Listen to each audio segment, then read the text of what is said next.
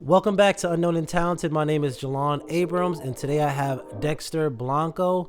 He is gonna show you how to make some money out here instead of having these regular jobs. He's gonna show you how to get in those six figures like you want to get. But I'm gonna let him introduce himself first, and then he's gonna tell you all about how to do that. So what's up, Dexter? How you doing? Hey, what's up, Jelan? Just first of all, I just want to say thank you, for having me on, man. I appreciate this. This is it's an honor, it's an opportunity. And a little intro about me. I'm a 28-year-old IT professional. I'm based out of here in San Diego, California, and what I primarily focus on is helping people break into the tech industry, helping them get jobs, and then ultimately continuing to work with them to land high-paying roles. And so that's a little bit about what I do in my coaching program. A little bit more about me. I also run a digital marketing agency where we help local businesses. We help them get visibility on search platforms such as Google and Bing. And I've been doing that for about 3 years now. Okay. Okay, cool. All right, cool. So let's dig into what is IT because I don't know what it is. My listeners don't know what it is. We hear it all the time. What exactly is Yep. IT?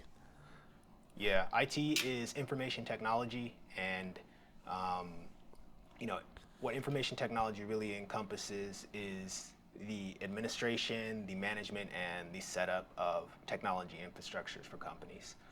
To give it a basic breakdown, and typically people in IT, they are responsible for pretty much the entire tech stack that goes on the back end of most modern organizations, right?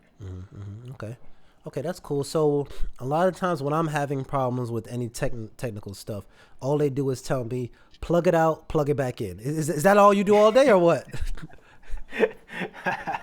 That's the secret sauce, man. You got to know that one. You do got to know that one.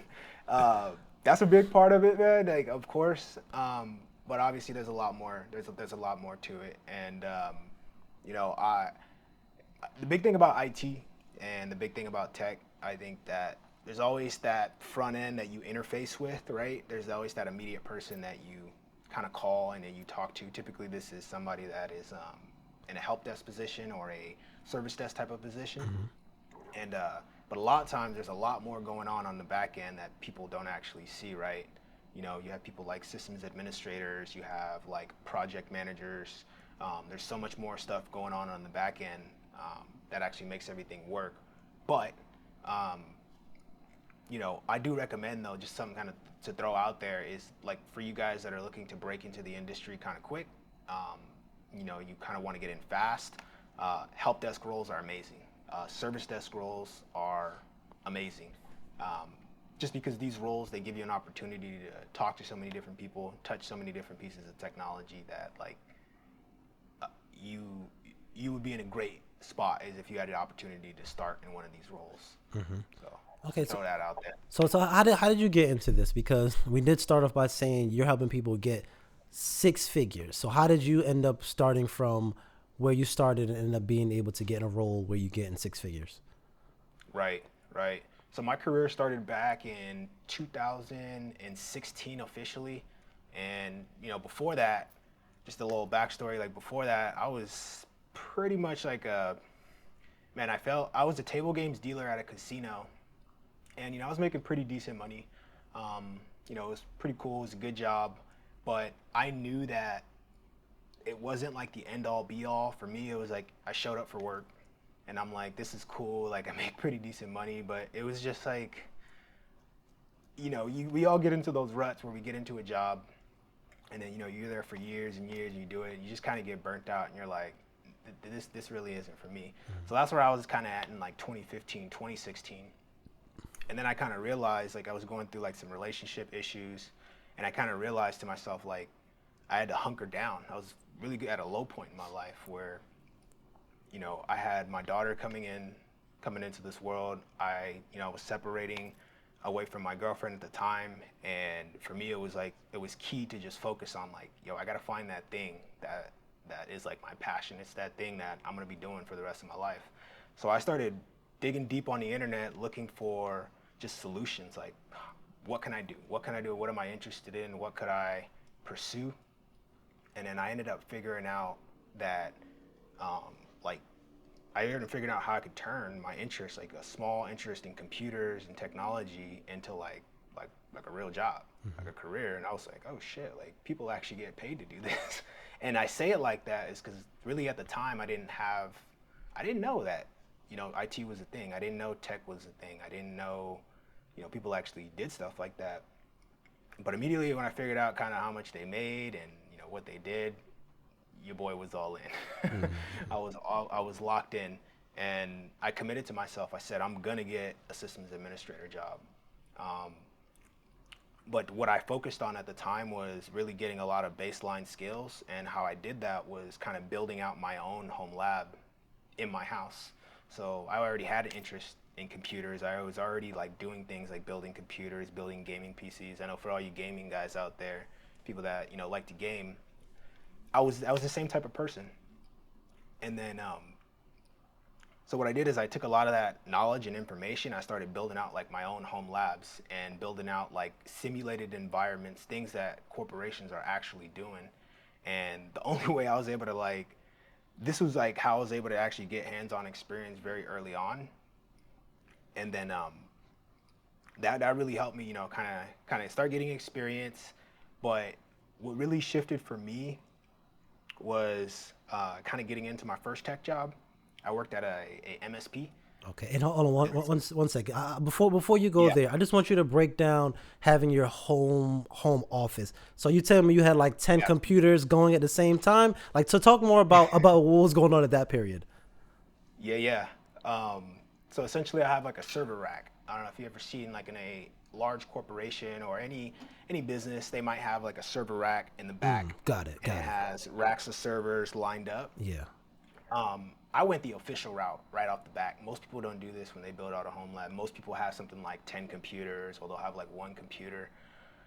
I was like all in, man. Like, what I found was it was an ad on Craigslist where a company was closing and they were getting rid of a lot of their old IT infrastructure. Yeah. And they had a server rack, and I keep looking down because it's right below me. Any of my students that's ever been in my house, they know in my living room I have a server rack right here. But they were giving away this rack, and I was all like, yep, I'm going to pick that up right now. Wow. Ended up picking up the rack. I had an empty server rack, pretty much with no hardware in it, like nothing. It was just bare bones, and I just started filling it up with hardware. I knew I needed a router. I knew I needed a switch. I knew I needed a server. And these were just basic things that I started out with just to get my feet wet and start touching things, start actually, physically actually touching them. Wow.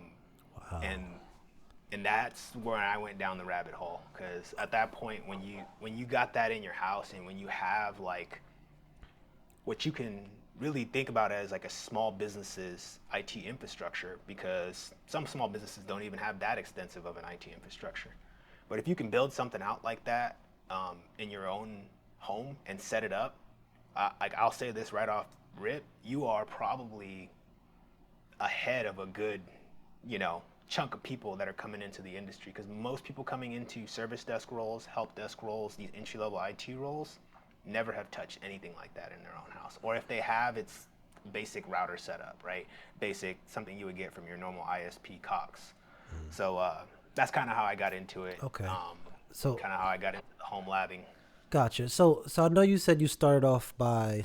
So were you always into tech as a youngin? Because you said you were creating video game consoles, computers and stuff. So you always into this forever? I would say, at least, as far as I can remember back till about, when I was in first grade, I remember when we first got AOL. Oh boy. I Me remember and my that. brother, man, back in the day, man. Remember you pick up the phone, somebody's on the internet.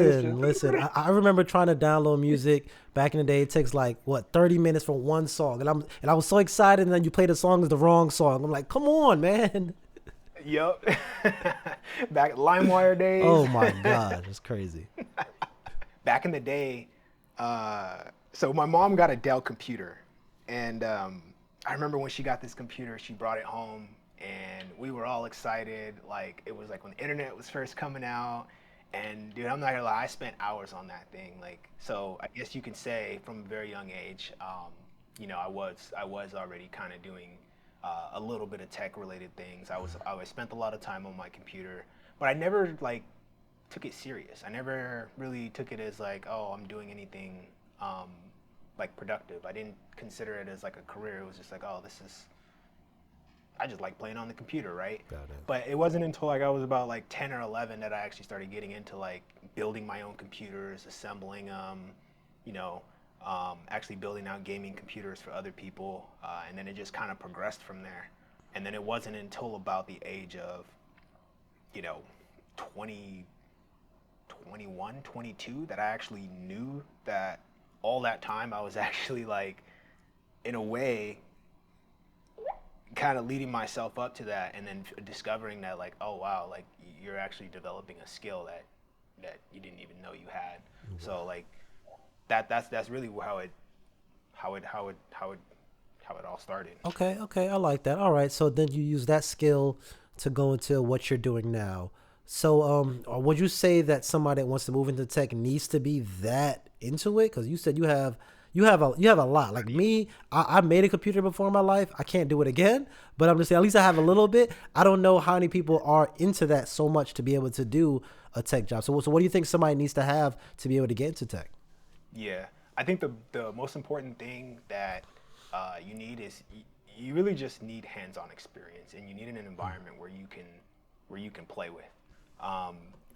Because for me, it's not like I wouldn't say that all of that experience in the past really helped me right out the gate, because I struggled even when I made the conscious decision to be like, okay, I'm getting into IT and this is what I'm going to do. I still struggled to break into the industry. Like I still struggled when I first started putting out resumes, when I first started trying to actually apply for jobs. I was just getting no responses, no replies. You know, it wasn't easy for me because I was doing the wrong things, the wrong formal things. I was doing the wrong things on my resume. I wasn't interviewing well. You know, I was doing all the typical wrong things that people do when they're not landing a job. A lot of times it's the soft skills and it's not really the technical skills. Okay. So oh, go ahead. I'm sorry. Yeah, and then to tie that back is like, it wasn't until I actually started like creating an environment for myself and actually applying like information and showing people like, hey, this is what I know, this is what I'm doing, that I actually started getting responses from employers. So just a little tip out there for anybody out there that may be trying to land a job, or you know, that may be in a similar position, like keep that in mind. Is, you know, you might have to do a little bit of extra work to kind of actually show people that, you know, you're actually doing the thing and not just kind of talk about it, right? Gotcha. So on your page, you say that you can teach people how to get these jobs without college needed. So what and so are you our college do you got a college degree? Never been to college, never stepped on a campus. Okay, all right, cool. So what did you do between that time of trying to apply for all these jobs and them keep telling you no, that ended up changing for you to be able to get to the point where now you are at six figures? Right.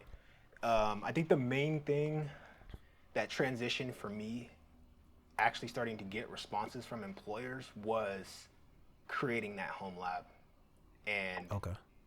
and really showing employers exactly what I was doing.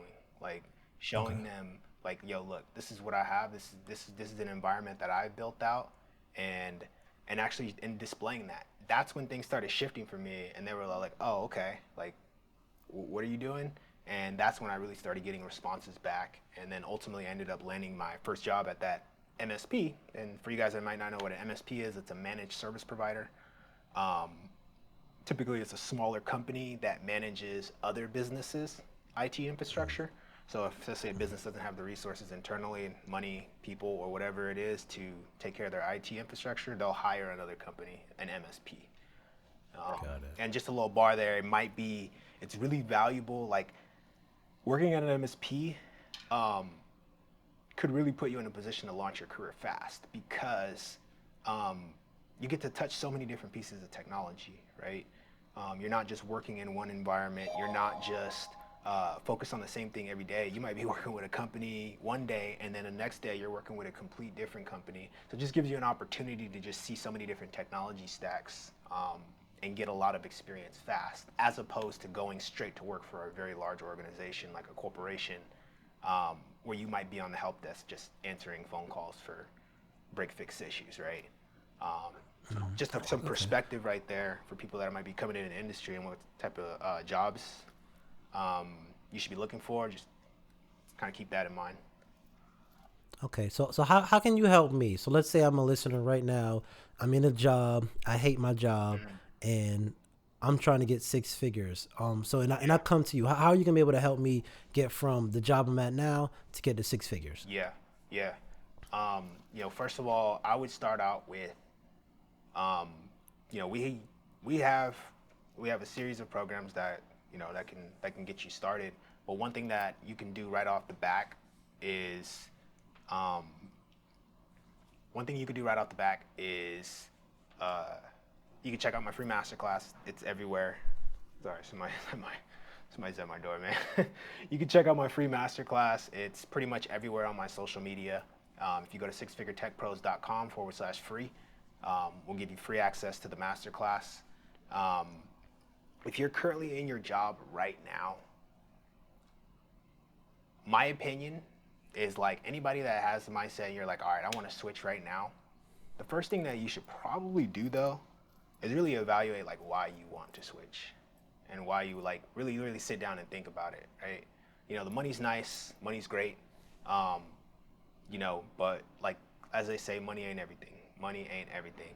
Um, but if it's something that you want to do, and like if tech is something that you want to do, the main thing is just getting around the right people and applying yourself, because no one's just going to give you the job, no one's just going to hand it to you, but having the right resources, having the right connections, and then having the right information so you can actually apply yourself and the willpower to do it, like that's what's going to get you where you want to go. Hopefully I answered the question in that.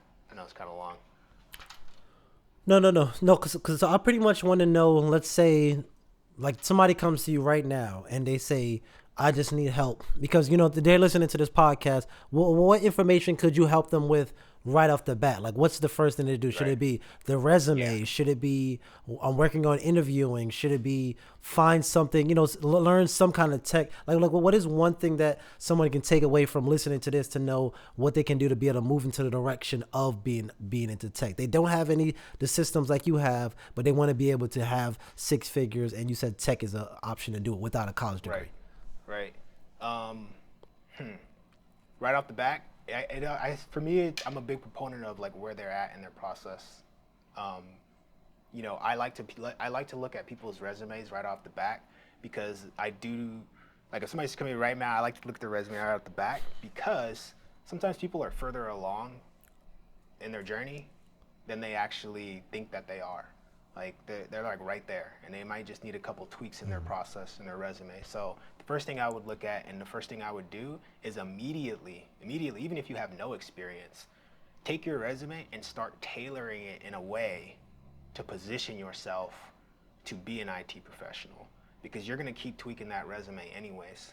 So start thinking about all the past experiences that you've ever had at other jobs where you might have helped out with an IT project, or you did something IT related. Maybe you volunteered somewhere, maybe you did something for a family member or in your house, and start tailoring your resume in that way. That's something you could do right off the bat, and everybody should do that anyways, because it'll put you in the mindset to start thinking about how to land that first position. All right. So if do you have any examples? Because like let's say for me Yeah. example, I this is not really how I work. Let's just say I work for Walmart and I'm pretty much just work the cash register. What do I have to put on my resume, specifically to be able to get closer to a tech job? And you said put down stuff that you do around the house. Let's Yeah. say anytime my mom tells me to plug out the internet, I mean the mode, plug it back in, it gets work. Do I put something like that on my resume? What would I put on there? Absolutely. Absolutely. That's a perfect example right there. And sometimes I think as beginners or people that are coming into the industry, we think that we need to be like super flashy. We think we need like all these crazy experience, but a lot of times what employers are actually looking at is your ability to see and know that your experience is relevant and that you can actually go into a job and apply that. So by you making that initiative to be like, okay, I can help in this area, I have done this, and showing them, that's what matters the most. So yes, absolutely, putting things as simple as I help my mom with this, or for example, if you were the cash register at Walmart, let's say for example, you might have helped your supervisor set up maybe some of the cash register machines. Maybe you plugged some of those things in. Maybe you fixed it at a time where it wasn't working by doing some technical skill. If you can kind of recall that process and what you did and kind of explain that in a resume in a short, concise way, that is very applicable. And don't. It's okay to stretch a little bit. I will say that it's okay to stretch it a little bit. Um, and I say that with I want to put that out there because I feel like people don't stretch enough. They're like, can I put that on there? I'm like, yes, put it on there. So I really want to encourage people to, dig deep on those. Okay. And so how are you currently helping your students? Because I know you said students actually come to your house. How do you help how do you help your current students? Or like they in roles already and they're just trying to move up in their job, or is it just helping people at entry level people? Majority of my students are people that are coming into the industry and they're not in the industry. What I like to do is, and I'm a big proponent of this model, is I like to teach entry level people high leverage skills right off the bat. And give them opportunities to gain real world experience. So something that we do different, I think, than most people out there is with our program, we actually allow students to gain real world experience by doing actual IT related tasks that we require within my own business and within businesses that we serve. So that gives them an actual opportunity to work in real environments.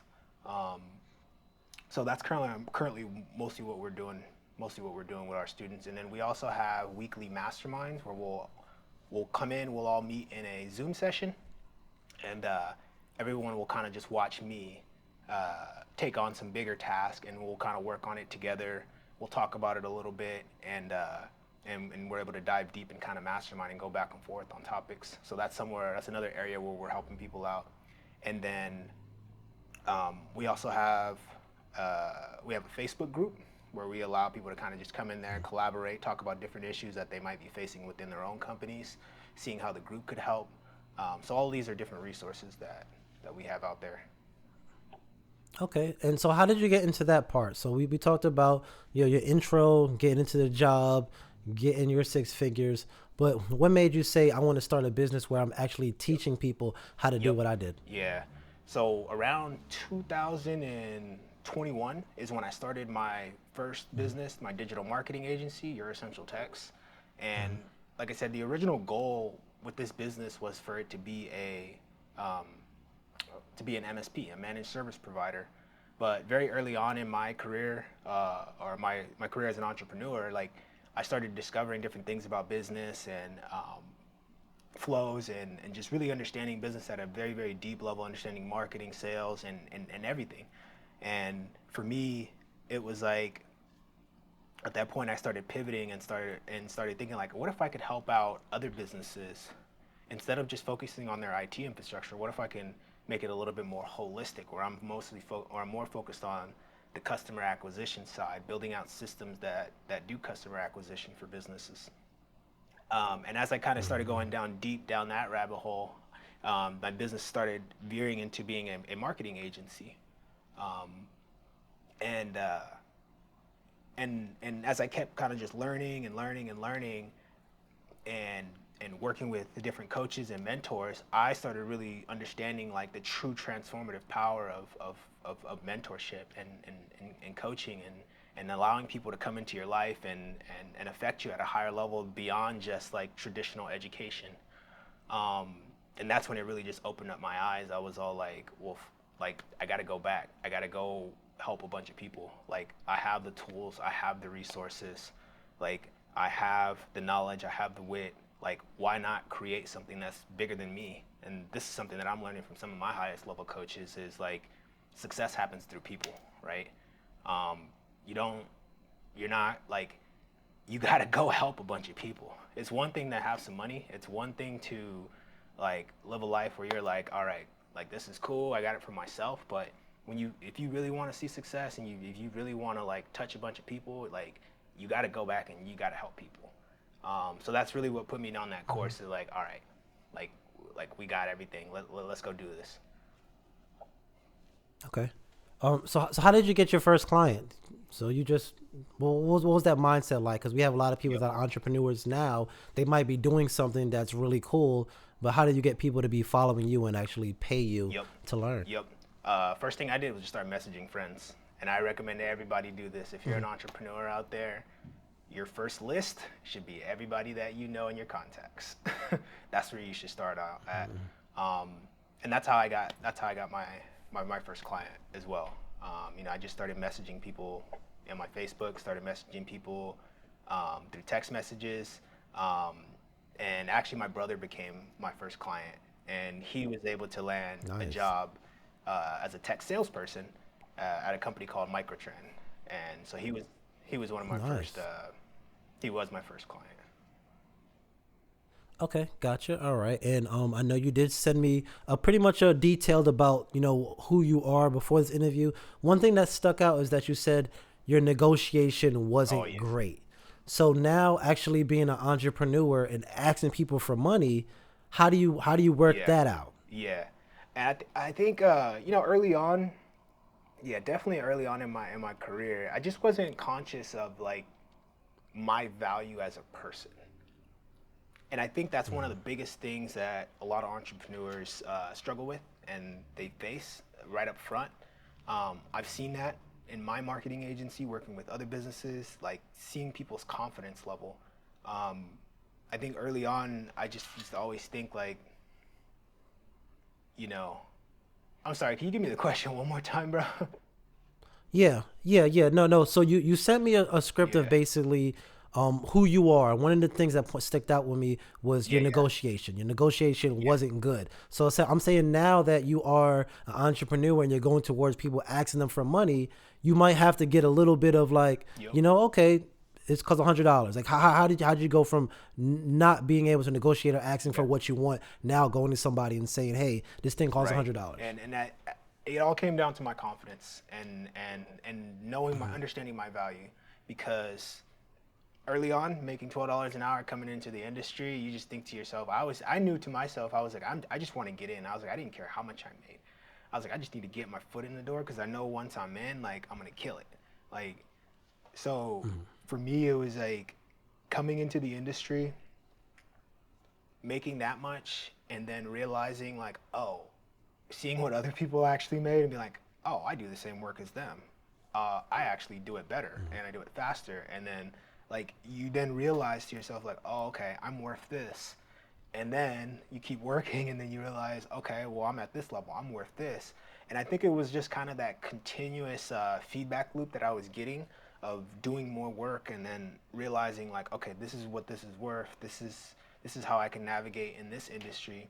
I think that's when it really clicked for me around like 2021. Like, oh, okay, like I'm ready to start a business. It was very obvious to me at that point. It was like I know too much not to start my own business. It kind of got to that point. So I think that's where the shift was for me, where it was like, all right, like I can go create value in the world for myself with this knowledge. So I think that's where that transition kind of happened. Okay, okay. I like that. I like that. All right. So where do you see yourself going? Because right now you're still currently working that Not job. at that company. I'm full on in my agency, in my digital marketing agency. Oh, you're full on in your Yeah. agency. Okay. So talk about that Yeah. transition from working from somebody and now doing it Yep. all yourself. That's actually pretty big. I Congratulations, will say actually. this for all upcoming entrepreneurs and anybody out there, like that was probably the hardest decision I ever made in my life.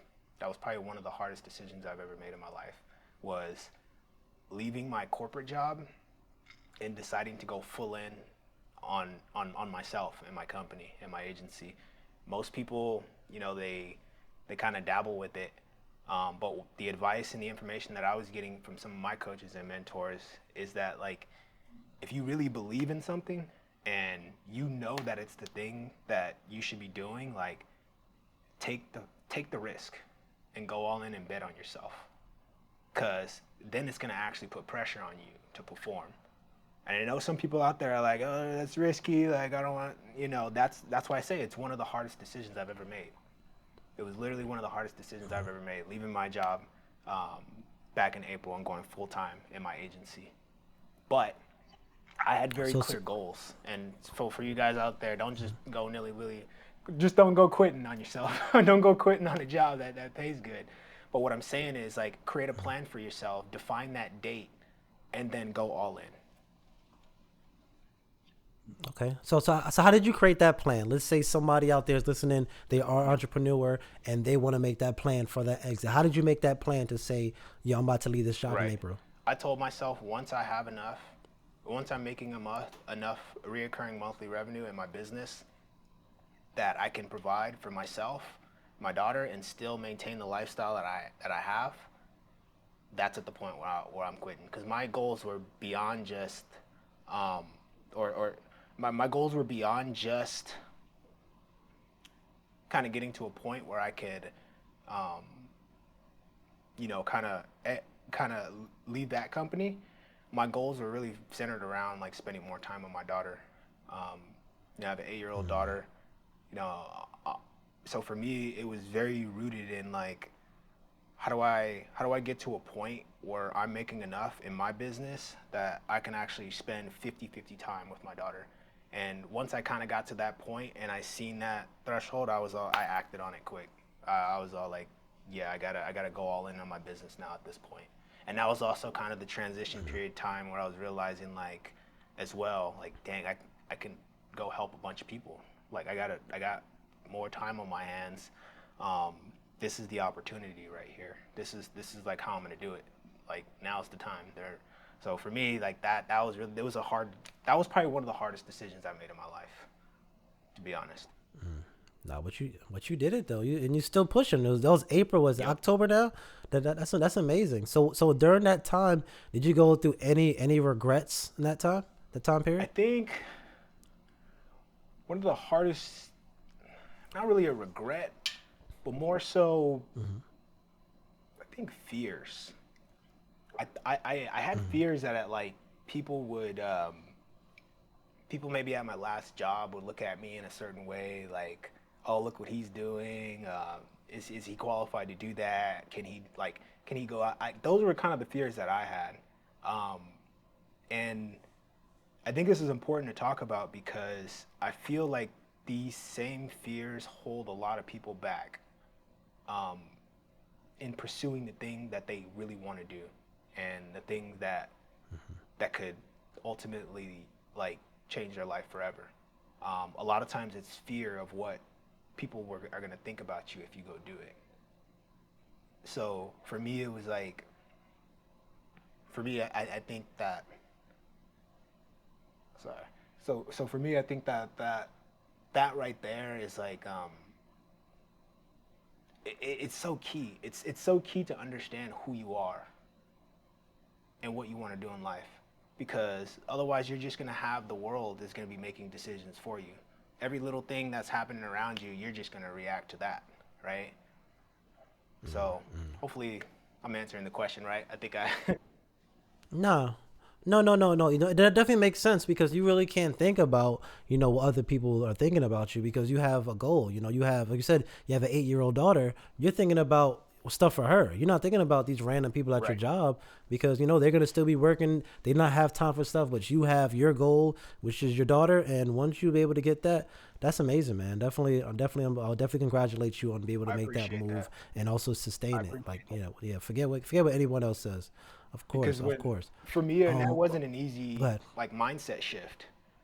It really took a lot of like, it took me talking to a lot of people. It took me talking to coaches and mentors, people that are, way more successful than me to like really realize like what you want out of life with your daughter and the time is more important than anything like that anybody could say about you. And for me, it wasn't until that clicked that I was all like, oh shit, so yeah. Yeah. No, that's definitely amazing. But moving forward, what would you say to that let's say, I think you said 2000. When did you start IT? I didn't forgot. 2016 was around the time that I really started going Okay. hard and building out my lab.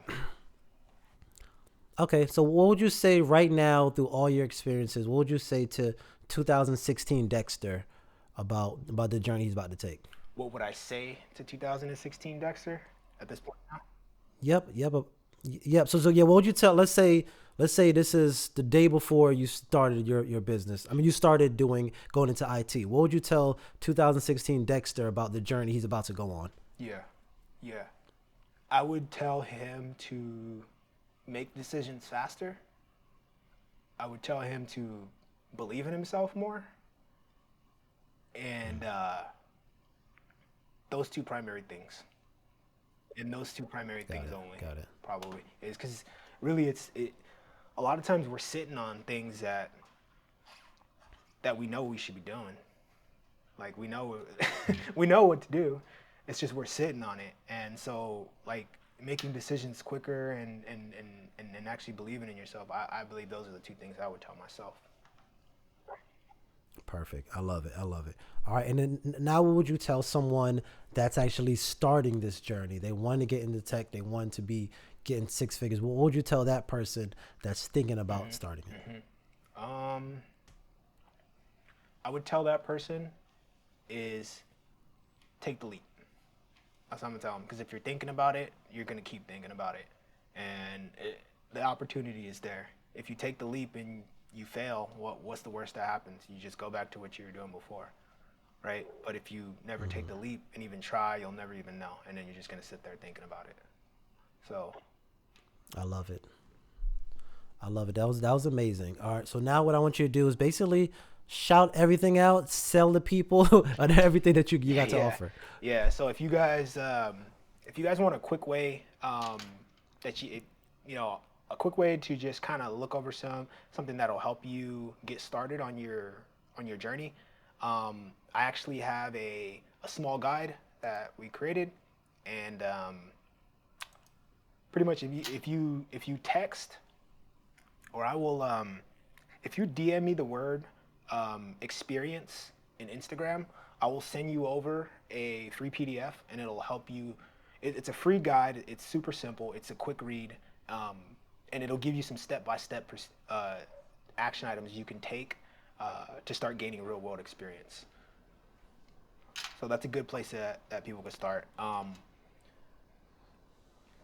Something else, like I said, if you guys want to check out what I'm doing, come over. It's everywhere on my Instagram. If you Google me, I'm pretty much everywhere on the internet. I'm easy to find. My master class is everywhere. That's also another good place to start. I'll give you 30 days of free mentorship if you check out my free master class. And yeah, that's it.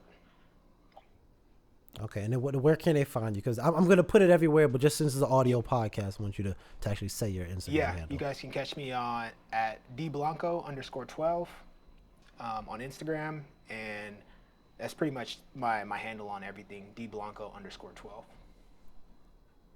Perfect. All right, Dexter, I do appreciate you coming on. I know you was pretty much dropping game the whole time, but do you have any last words you want to leave the people? It can be about absolutely anything. It could be sports if you really wanted to. Pretty much, what are the last words you have? Last words. This is a bar. I got from one of my coaches. Is think bigger sooner. For everybody out there, if you're thinking about striving for something, if you're thinking about doing something, just think bigger sooner.